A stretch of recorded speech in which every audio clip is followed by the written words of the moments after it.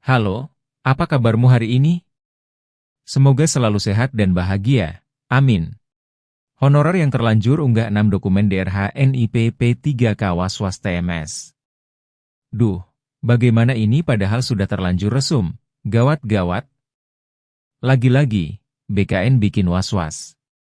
Seharusnya dari awal sudah dipertimbangkan, sudah diputuskan. Lalu kenapa ada revisi di tengah jalan? Bagaimana nasib yang sudah resum? Badan Kepegawaian Negara, BKN, mengubah persyaratan dokumen pengisian DRH NIP P3K. Awalnya ada 6 dokumen yang wajib diunggah calon P3K saat pengisian daftar riwayat hidup, DRH.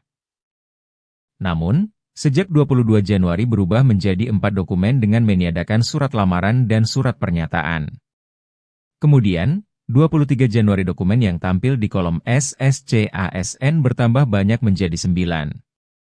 Ketua Umum Forum Komunikasi ASN P3K, FOKAP, Hetty Kustrianingsih mengungkapkan, banyak honorer yang was-was jadi TMS alias tidak memenuhi syarat, apalagi bagi yang sudah melaksanakan resum sebelum tanggal 22 Januari.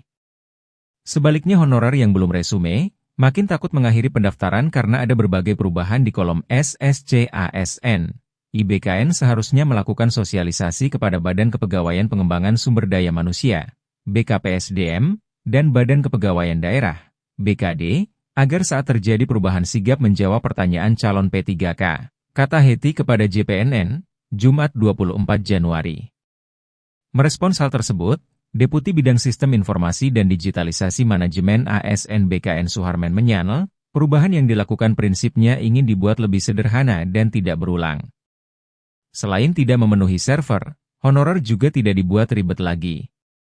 Dia menegaskan akan ada sosialisasi dari BKN kepada seluruh kantor regional, Kanrek, dan Kanrek ke BKD, BKPSDM, BKPP.